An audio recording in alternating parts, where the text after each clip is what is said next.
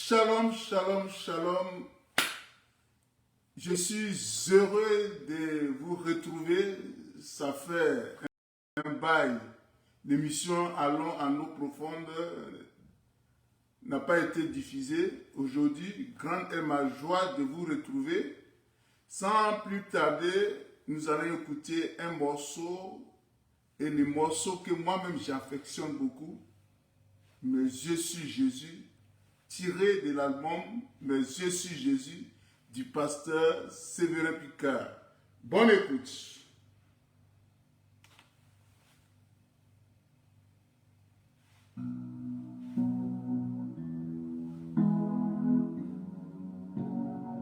Médite bien les paroles de ce chant.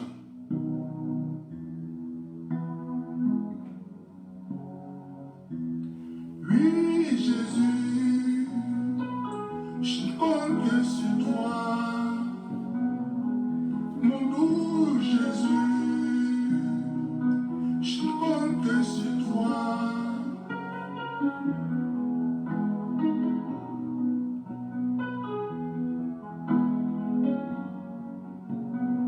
Si je suis abattu, quand je suis abattu, mes yeux sont tournés vers toi.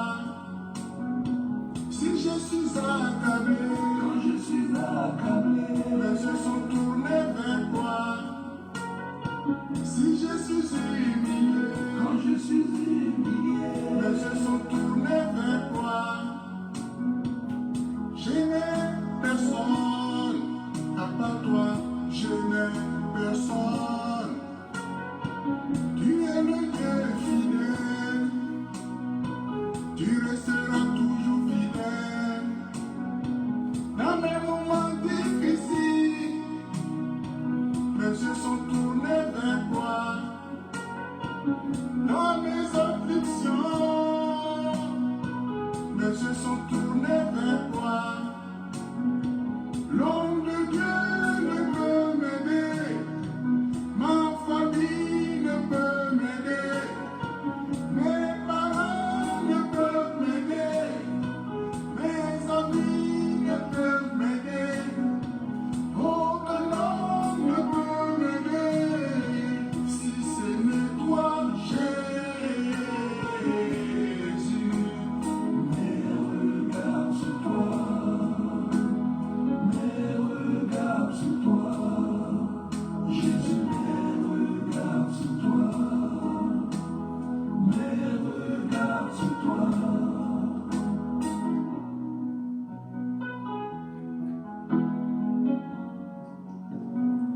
Si je suis abattu, quand je suis abattu, mes yeux sont tournés vers toi.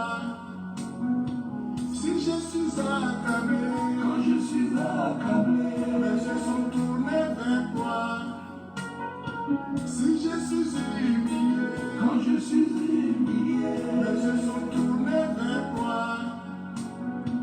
L'homme de Dieu ne peut m'aider, ma famille ne peut m'aider, mes parents ne peuvent m'aider, mes amis ne peuvent m'aider, aucun homme ne peut m'aider, si ce n'est toi, Jésus.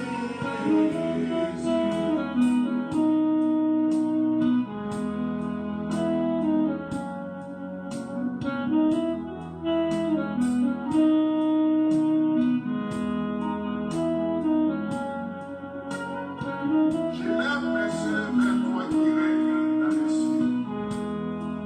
Voici comme les yeux des serviteurs sont fixés sur la main de leur maître, et les yeux de la servante sur la main de sa maîtresse. Ainsi, mes yeux se tournent vers toi, l'Éternel mon Dieu, jusqu'à ce que tu me fasses grâce. Mais regarde sur toi, Jésus, mais regarde sur toi. Mais regarde sur toi, mon espoir sur toi, mon espoir sur toi, Jésus, mon espoir sur toi. Mon espoir sur toi, mes regards sur toi, Shalom, shalom, shalom. Nous sommes à l'émission Allons à l'eau profonde. Et les thèmes, lorsque j'ai posté les thèmes, il y a des gens qui étaient déjà, ils ont commencé à s'agiter. Bien-aimés, reste tranquille. Nous allons parler avec la parole de Dieu. Bien-aimés, restons tranquilles. Et c'est comme ça, il y a des fois nos émotions font que quand même on traite les thèmes, on ne fait pas attention et on a nos propres opinions. Bien-aimés, Dieu, il peut te parler avec un seul verset, il peut te parler plusieurs fois, de plusieurs manières. Bien-aimé, ce que tu dois comprendre, quand on parle d'ennemi, c'est une personne qui cherche à te nuire. C'est une personne qui te fait du mal. C'est un danger, une personne qui représente un danger pour toi. Bien-aimé. Et ces personnes, ça peut se trouver partout.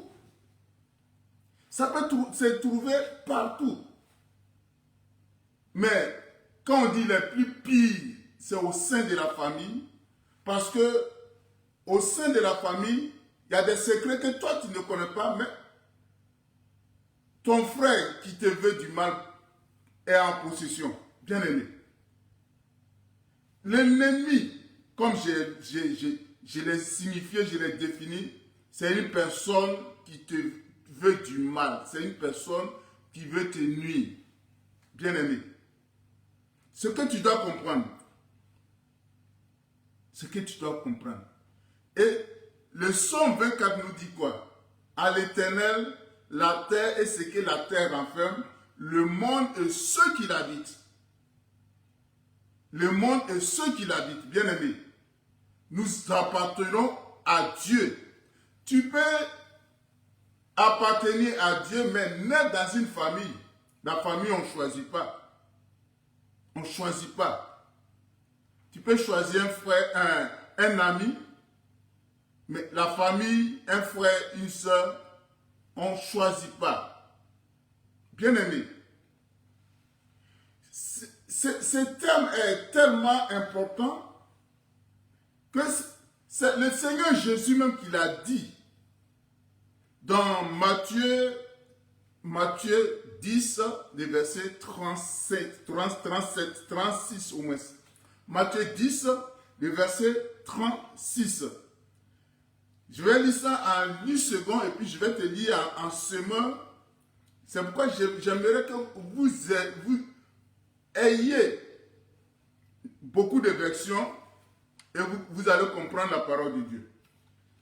Je te lis ça en 10 secondes. Matthieu 10, 36. Et l'homme aura pour ennemi les gens de sa maison. Et l'homme aura pour ennemi les gens de sa maison. Ne dis pas que c'est parce que vous êtes des mêmes frères et sœurs, vous avez, qu'il n'y aura pas d'ennemis. Non, tu te trompes. Et on a toujours tendance à, comme on a dit, on a toujours tendance à spiritualiser les choses. Oui, c'est vrai. Oui, on a toujours tendance. Oui, il ne faut pas accuser les hommes. Oui, c'est Satan. Ok, c'est Satan. On va arriver. C'est Satan. Mais Satan utilise des gens qui ne veulent pas changer. Tu fais comment? Satan utilise des gens qui ne veulent pas changer. Tu fais comment? Bien-aimé. Toujours on dit oui, c'est spirituel. C'est vrai, on est tous spirituels. Je suis d'accord avec toi.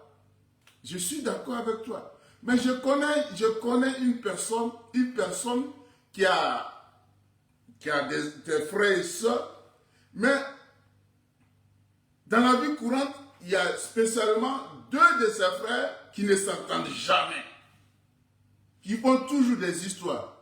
Mais Dieu lui a fait la grâce de lui montrer que dans le spirituel, les 2 s'attendent. les deux sont d'accord. Et cet homme, Dieu lui a fait la grâce aussi de lui montrer que il y a un de ses frères qui était en train de discuter avec un de ses hommes qui dit, mais attends, ton petit frère là, on fait tout pour qu'il s'énerve, mais il ne s'énerve pas. Vous voyez? Et physiquement, chacun des deux frères essaie de monter le petit pour qu'il puisse haïr l'un ou l'autre. Mais si il haïssait l'un, il ouvrait une porte, ils allaient la voir. Physiquement, ils ne s'attendent pas, mais spirituellement, dans le monde, comme on le dit, dans la nuit, ils s'attendent, mais les jours, ils ne s'attendent pas. Bien aimé, ça peut te dire que quand on parle d'ennemi, l'ennemi, je sais que c'est Satan qui pousse les gens à faire du mal. Sinon, comment tu peux comprendre une personne, un homme qui a mis au monde des enfants, qui peut les manger à sorcellerie? Une femme qui a pris la peine de mettre au monde des enfants et qui les mange à sorcellerie. Comment tu peux comprendre ça, bien aimé? Ce que tu dois comprendre, comme j'ai dit, l'ennemi, ça, il y a dans tous les domaines, tu vas trouver les ennemis. Mais ceux que tu dois craindre, ce sont les ennemis de ta famille. Parce qu'ils sont à côté, ils sont constamment à côté de toi. Et c'est Jésus qui l'a dit. Je vais te dire ça en version semeur, et puis tu vas voir comment c'est bien détaillé. On aura pour ennemi les membres de sa propre famille. Ça ne sort pas de la bouche du pasteur Picard. C'est la parole de Dieu. On aura pour ennemi les membres de sa propre famille. Bien aimé. Pour rentrer dans le développement, la première personne, quand il lit la Bible, qui a commis un meurtre, c'est Caïn. Mais qui Caïn a tué? C'est son propre frère. Son frère direct. C'est son propre frère. Son frère direct. Quand il prend Genèse 4, à partir du verset 1 jusqu'au verset 9, où, bon, voilà, où Dieu même a demandé à Caïn, où est ton frère? Il dit, est-ce que je suis le gardien de mon frère? Est-ce que tu as entendu ça? Normalement, on devait s'aimer entre frères et sœurs. Mais il dit, est-ce que je suis le gardien de mon frère bien-aimé? Est-ce que tu as compris ça? Le premier meurtre, c'est au sein de la même famille. Caïn n'a même pas attendu que Adam et Ève puissent avoir au moins beaucoup d'enfants. Il est venu au monde. Celui qui l'a suivi, il a tué. C'est pour vous dire que l'histoire dans les familles, on doit faire très très attention. Bien aimé, quels sont ceux qui ont empêché le rêve de Joseph de se réaliser? Ce sont ses propres frères. Quels sont ceux qui ont empêché la réalisation du rêve de Joseph? Joseph a eu à faire des rêves où il a vu Dieu l'élever. Mais quand il a compté les songes, on dit ses frères étaient jaloux. Et quand son père l'a envoyé pour venir s'acquérir de leurs nouvelles, ils l'ont vu de loin, il dit, tuons-le, et puis on va voir comment ces rêves vont se réaliser. Mais comme Dieu était avec Joseph, Dieu a permis à ce que ces rêves se réalisent. Mais quels sont ceux qui ont eu ces mauvaises pensées? Ce sont ses frères. L'ennemi le plus pire, c'est l'ennemi de ta propre famille. Bien aimé. Faut pas, on va se voiler la face. Faut pas, on va se dire oui, on fait ça pour... Non, on ne donne pas ces termes pour diviser. Non, on donne pour que tu puisses prendre conscience. C'est tout. C'est tout. Ce sont les propres frères de Joseph qui ont voulu, qui l'ont vendu, qui l'ont amené en esclavage au moins, qui l'ont rendu esclave. Mais Dieu étant avec lui, Dieu a changé ce qu'ils ont fait comme mal en bien. Et Joseph les a rappelé cela. Bien-aimé, regarde, quand même tu prends, tu lis le livre de Juges, Juges chapitre 11, tu peux lire tous les chapitres 11, mais Jephthé, quels sont ceux qui ont empêché Jephthé d'avoir une petite portion d'héritage de leur père?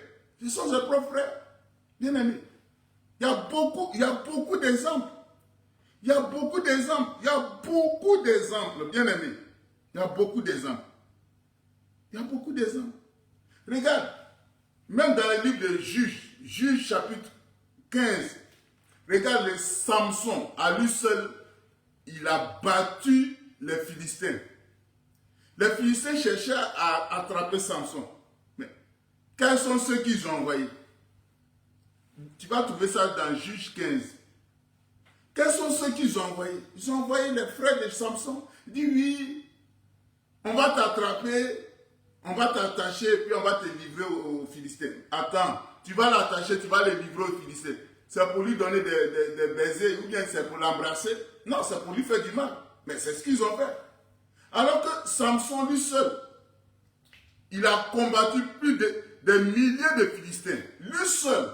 Mais pourquoi ne pas s'associer à Samson pour combattre les Philistins?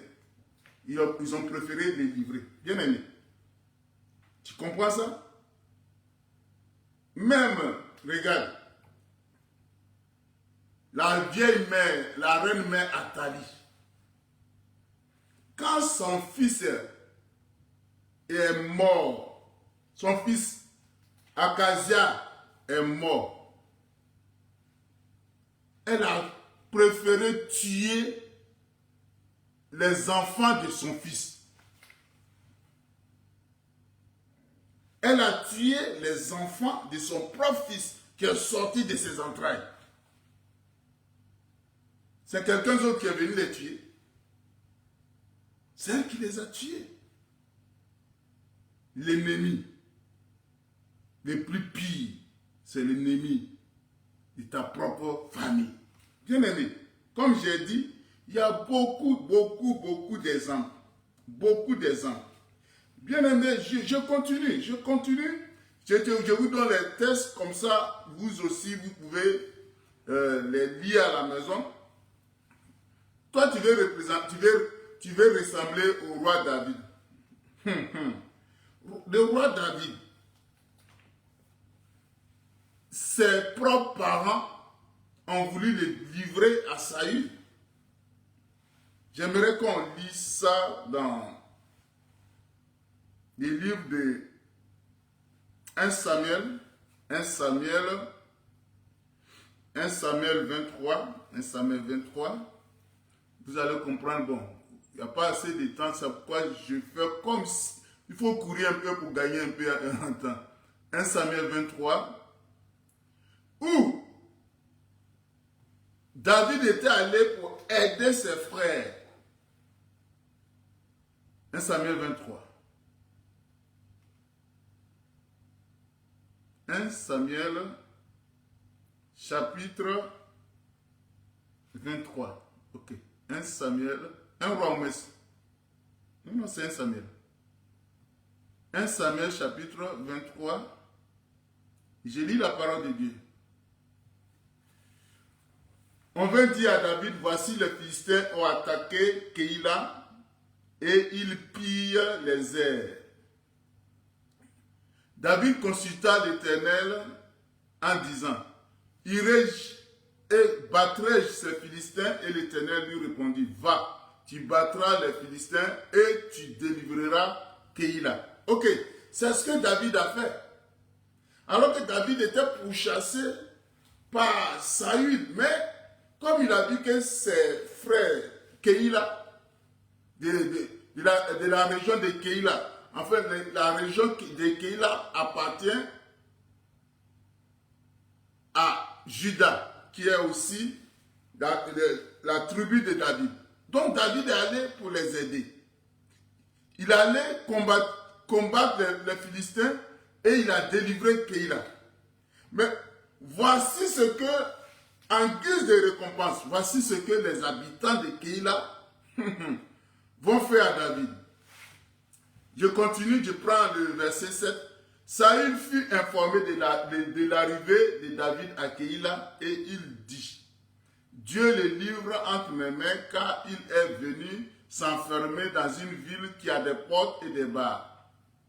Et Saül convoqua tout le peuple de guerre à la guerre afin de descendre à Keïla et d'asséger David et ses gens. On dit, David ayant eu connaissance du mauvais dessein de Saül, que Saül projetait contre lui, dit au sacrificateur Abiathar, bon, ils ont consulté l'Éternel,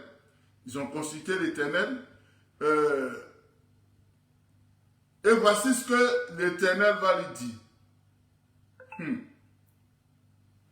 On dit David a consulté l'Éternel. David dit encore, les habitants de Keïla me livreront-ils, moi et mes gens, entre les mains de Saül? Et l'Éternel répondit, ils te livreront. Vous voyez, il est venu aider ses frères, mais eux, en retour, ont préféré les livrer. Est-ce que tu comprends? Tes pires ennemis se trouvent dans ta famille.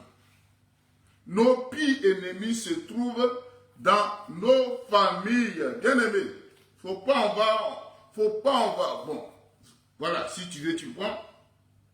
Mais celui qui te connaît mieux, ce sont les membres de ta famille.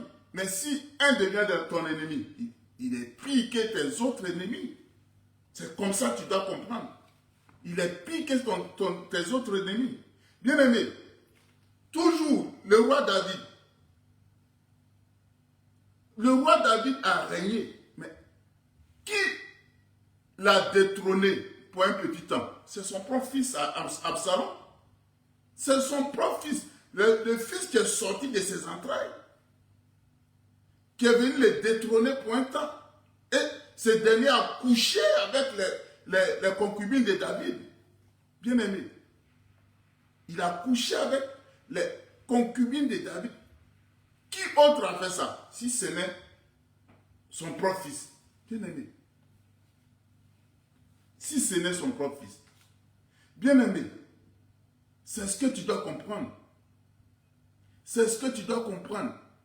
On prie pour que Dieu nous révèle notre avenir. Mais prions aussi pour que Dieu nous révèle aussi les intentions des gens de notre famille, des membres de chaque membre, des intentions de chaque membre de ma famille.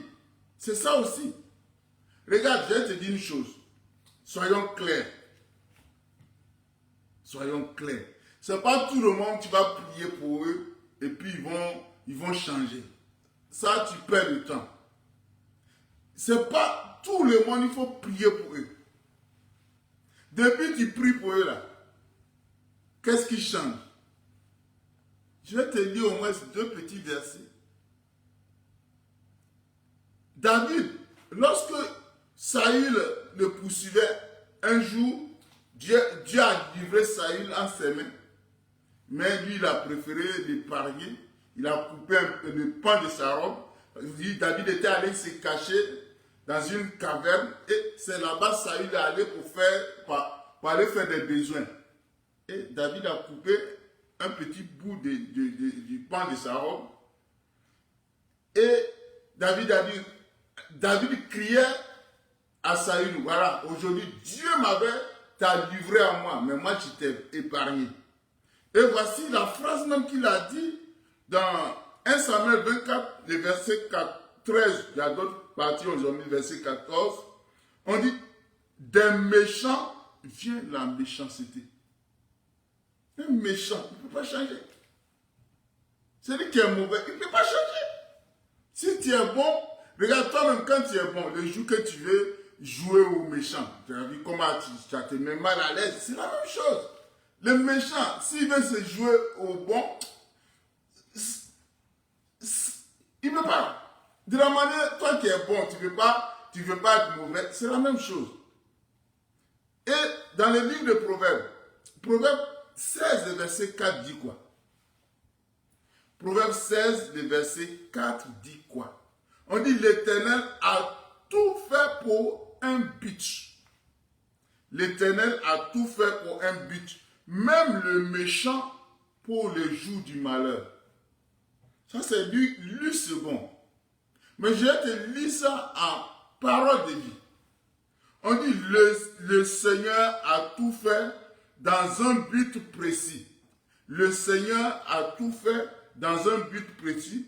Il a même créé ceux qui agissent mal pour le jour où ils seront jugés. Est-ce que tu as compris?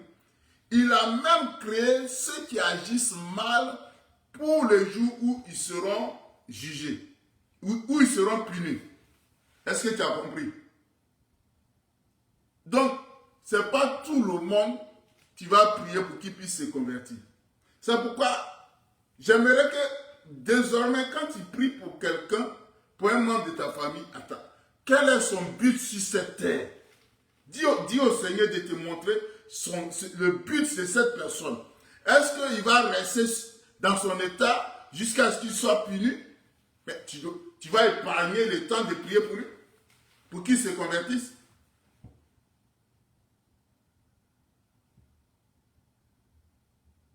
Sois béni, ma soeur Edith.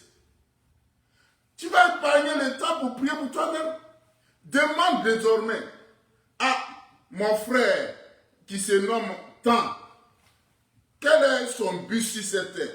Est-ce qu'il sera toujours comme ça jusqu'à ce qu'il soit puni? Ou bien je dois intercéder pour lui pour qu'il change? Mais si Dieu te dit qu'il va rester là comme ça jusqu'à ce qu'il soit puni, tu vas prendre ce temps-là pour faire autre chose. Est-ce que tu as compris? Proverbe 16, le verset 4. Je vais te lire ça. Je vais te relire ça en parole de vie. On dit le Seigneur a tout fait dans un but précis. Il a même créé ceux qui agissent mal. Voilà, dans ta famille, il y a des gens qui agissent mal. Est-ce que tu dois prier pour qu'ils changent? Dieu demande au Seigneur. Si tu dois prier pour qu'ils se convertissent, continue de prier pour eux. Mais ceux-là, s'ils ne veulent pas changer, le temps que tu vas prendre pour prier pour eux, prends ça pour faire autre chose. On dit, le Seigneur a tout fait dans un but précis. Il a même créé ceux qui agissent mal pour le jour où ils seront punis. Bien aimé. La personne sera punie. Tu vas prier pour lui pourquoi? Bien aimé.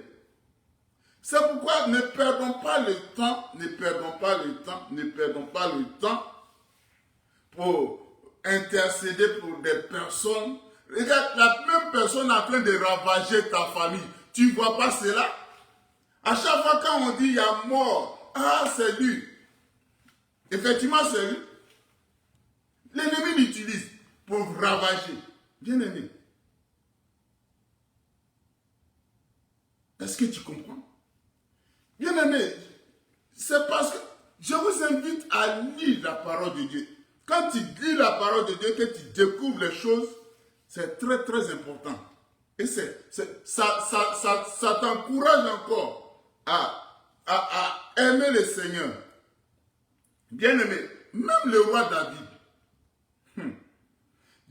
c'est toi qui as l'Esprit de Dieu, c'est toi qui as l'onction. Quelle onction tu as?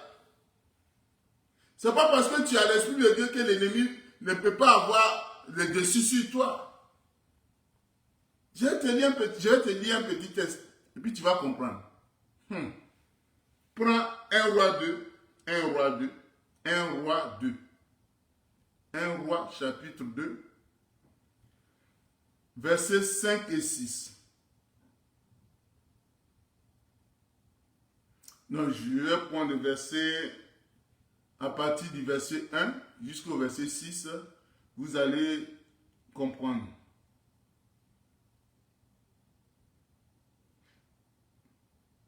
Non, on va prendre d'abord 2 Samuel 3. Comme ça, tu vas bien comprendre ce que je vais te dire. 2 Samuel, chapitre 3, 37 à 39. 2 Samuel 3, 37 à 39. Je lis la parole de Dieu. Ici, c'est Joab qui avait fait tuer Abner. Parce que David a voulu, Abner c'était on peut dire, le chef d'état-major du roi Saül lorsqu'il était au pouvoir. Mais quand Saül était mort, Abner avait résisté.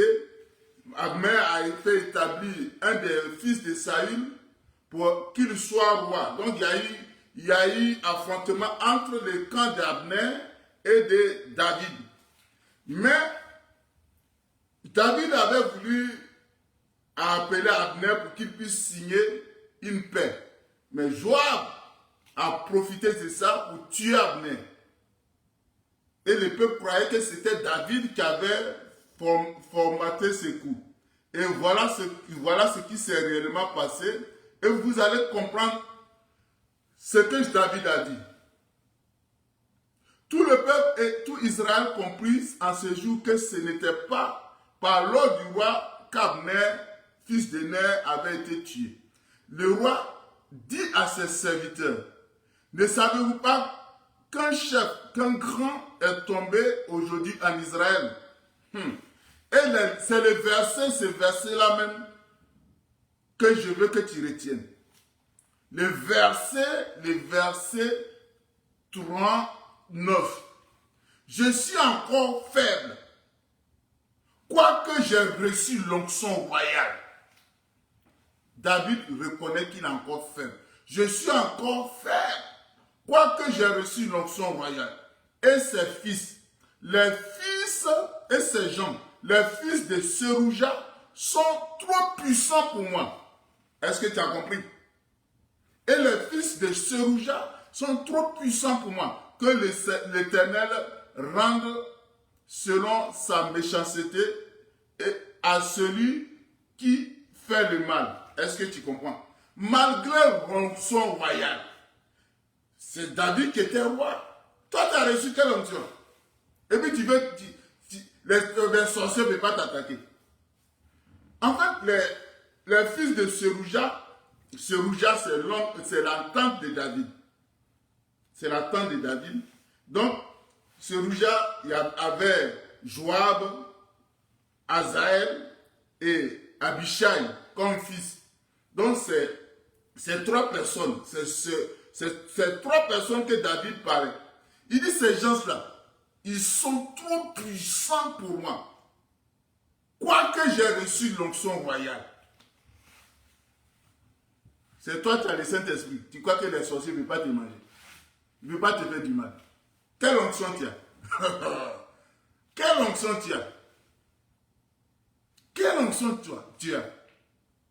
Je suis encore faible, quoique j'ai reçu l'onction royale. Et ces gens, les fils de Serouja, sont trop puissants pour moi. Et David a demandé à Dieu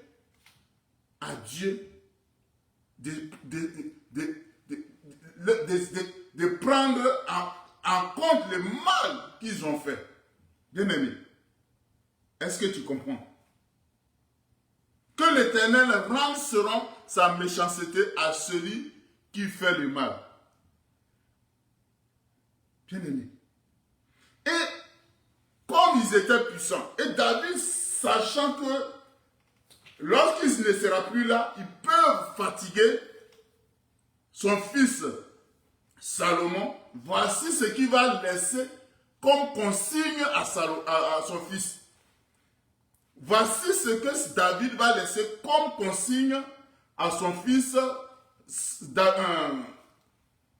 Salomon. Maintenant, je t'invite à prendre 1 roi chapitre 2, 1 roi chapitre 2, les versets 5 et 6. Vous jouez, hein? 1 roi 2, 5 et 6. Je te dis que les fils de Serouja, ils sont ils font partie de la famille de David. Parce que Seruja, c'est la tante de David. Donc, Joab, Abishai et Azaël, ce sont des cousins de David. C'est ceux-là que David craint.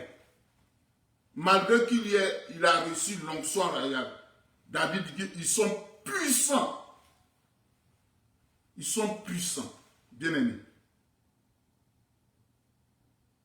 Et voici ce qu'il va laisser comme consigne à son fils. 1 Roi 2, 5 à 6. Je lis la parole de Dieu. Tu sais ce que m'a fait Joab. Est-ce que tu me comprends? Tu sais ce que m'a fait Joab, fils de Seruja, ce qu'il a fait à 2 chefs de l'armée d'Israël, à Abner, fils de Ner, et à Amasa, fils de Jépher. Il les a tués, il a versé pendant la paix le sang de la guerre. Et il a mis le sang de la guerre sur la ceinture qu'il avait au rein et sur la chaussure qu'il avait au pied. Le verset 6. Tu agiras selon ta sagesse et tu ne laisseras pas ses cheveux blancs descendre en paix dans le séjour des morts. Est-ce que tu as compris? En tout, je vais te dire ça en français facile. Méfie-toi de Joab. Méfie-toi de Joab. Tue-le. C'est tout.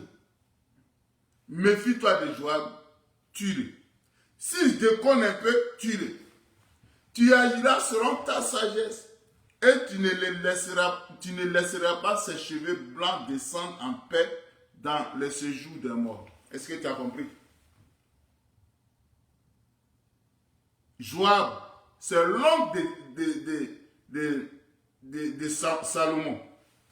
Joab, c'est l'oncle de Salomon. C'est le cousin à son papa. Mais voici l'ordre que le papa a donné à son fils. Et donc, quand tu vas continuer dans le même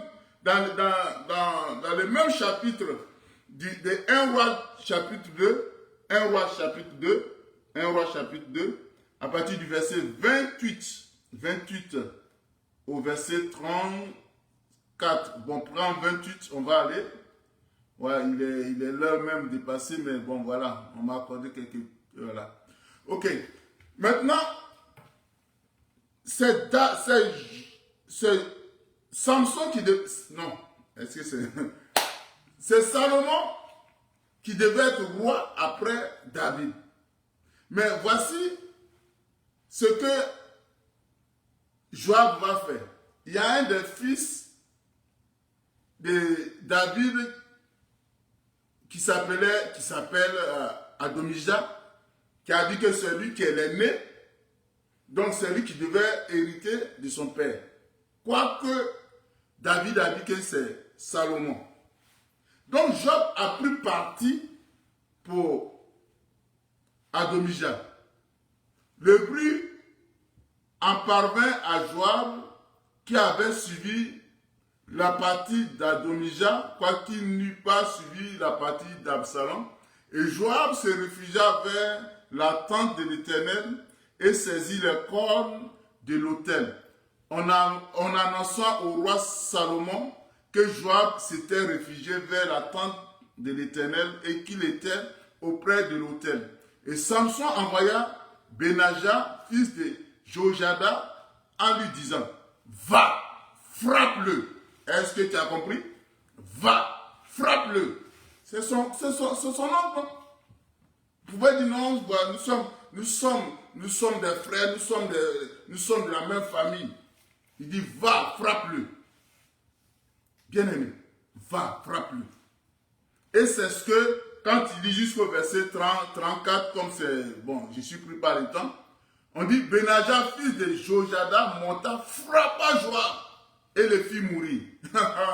Faut jouer, joue.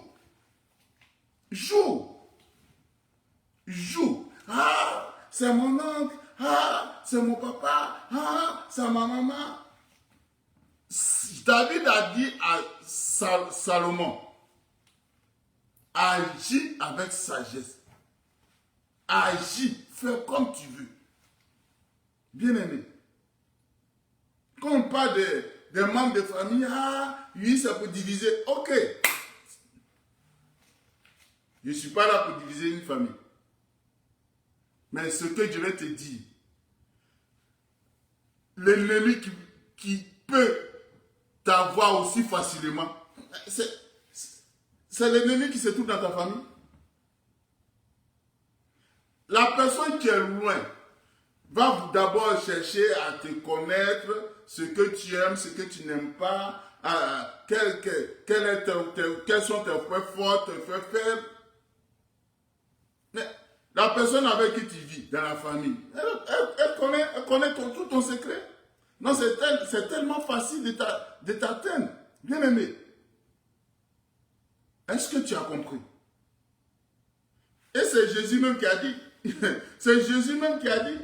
Et lui-même, il a vécu le cas. Regarde. Avant de conclure, je vais te lire le cas de Jésus. Prends Jean chapitre 7. Jean chapitre 7. Jean chapitre 7. À partir du verset 1. Jean chapitre 7. Vous voyez? Ok. On dit, après cela, Jésus parcourut la Galilée car il ne voulait pas séjourner en Judée parce que les Juifs cherchaient à le faire mourir. On dit Jésus ne veut pas aller en Judée parce que les Juifs cherchaient à le faire mourir. Mais voici ce que les frères de Jésus vont lui dire. On dit, oh, la fête des Juifs, la fête des tabernacles était proche. Et ses frères lui disent, pars d'ici et va en Judée. En Judée où on cherche à le faire tuer, ses frères disent, va en Judée. On cherche à attraper Jésus en Judée pour le tuer. Mais ses frères lui conseillent d'aller en Judée.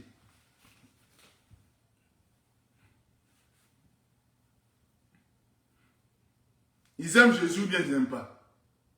Ils veulent le pousser à la mort.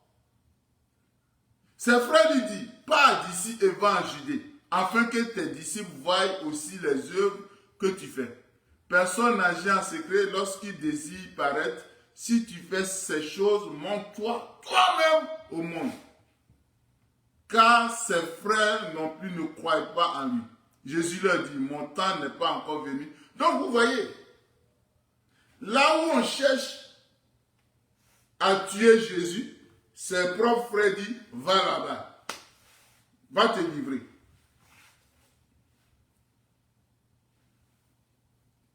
Tes ennemis les plus pires se trouvent au sein de ta famille.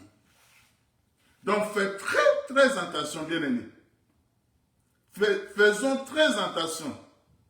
Non pas pour haïr ces personnes, mais prendre des dispositions pour ne pas tomber dans leur piège.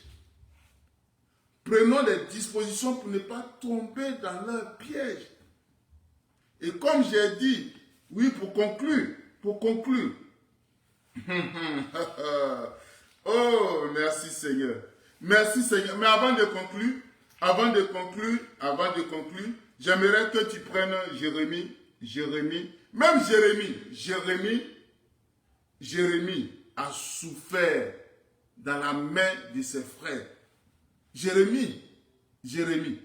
Prends Jérémie 1, Jérémie chapitre 1, le verset 1, et puis on va continuer. Jérémie chapitre 1, le verset 1. Jérémie chapitre 1, le verset 1.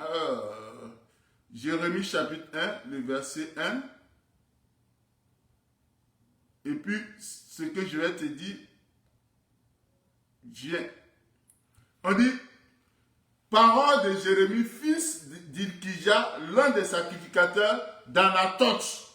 Il faut répéter, ce mot-là, il faut, voilà, d'Anatoth dans le pays de Benjamin. Maintenant, prends Jérémie 11, va dans Jérémie 11, 21, Jérémie 11, 21 à 23. Jérémie 11, 21 à 23. Jérémie chapitre 11, 21 à 23. C'est pourquoi ainsi parle l'Éternel contre les gens d'Anatoth.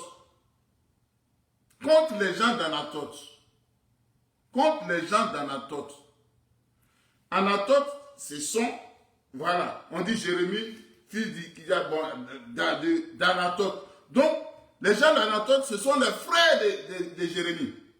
Et on dit, c'est pourquoi ainsi parle l'Éternel contre les gens d'Anatoth qui en veulent à ta vie, qui en veulent à la vie de Jérémie. Et qui disent, ne prophétise pas au nom de l'Éternel, ou tu mourras de notre main. Est-ce que tu as compris? Est-ce que tu as compris? Bon, voilà. Ou tu mourras de notre main. Ce sont les parents, c'est les frères, c'est la famille de Jérémie qui veut le tuer. Tes ennemis les plus pires se trouvent au sein de ta famille. Attention, non pas pour les haïr, mais pour prendre des dispositions pour ne pas tomber dans leur piège. Et pour terminer, tu vas encore prendre Jérémie. Jérémie chapitre 12, le verset 6. Jérémie chapitre 12, le verset 6. Car tes frères eux-mêmes et la maison de ton père te trahissent. Ils crient eux-mêmes en pleine voix derrière toi. Ne les crois pas quand ils te diront des paroles amicales. Est-ce que tu as compris? Et c'est Dieu qui parle, c'est Dieu qui parle à Jérémie. C'est Dieu qui informe. Voici ce que Dieu a informé Jérémie de ce que ses frères font. Mais devant lui, ils vont lui dire des paroles amicales. Des paroles amicales. Mais derrière, ils préparent des coups. Il ne faut pas les écouter. Bien-aimés, prions pour que Dieu nous révèle le but, pour que Dieu nous révèle l'intention de chaque membre de notre famille pour éviter de tomber dans les pièges. Non pas pour haïr, mais pour éviter. Si il y a des gens pour qui il faut prier pour qu'ils se convertissent, fais-le si Dieu te dit. Mais s'il y a des gens qui sont là pour ne faire que du mal et ils seront là et ils ne vont pas changer jusqu'à ce qu'ils soient punis, laisse-les, ne perds pas le temps. Bien-aimés, faisons très attention. Ne laissons pas l'émotion dominer. Ah oui, ouais, c'est ma maman, oui, c'est mon papa, c'est mon grand frère, c'est ma grande soeur, c'est mon petit frère. Non. Non. Prie et Dieu, le Seigneur, t'éclairera. Comme le Seigneur a éclairé Jérémie. Il est le même, il n'a pas changé. Prends le temps d'interroger Dieu. Comme David l'a fait. Il allait aider ses propres frères de Keïla. Ils ont voulu le livrer à Saül. Il a quitté, il a fui. Bien-aimé, que Dieu nous aide, que Dieu nous oriente et que Dieu nous éclaire. Shalom, shalom, shalom. C'était Allons à l'eau profonde du pasteur Séverin Picard du ministère de l'adoration sacrificielle. Dieu vous aime.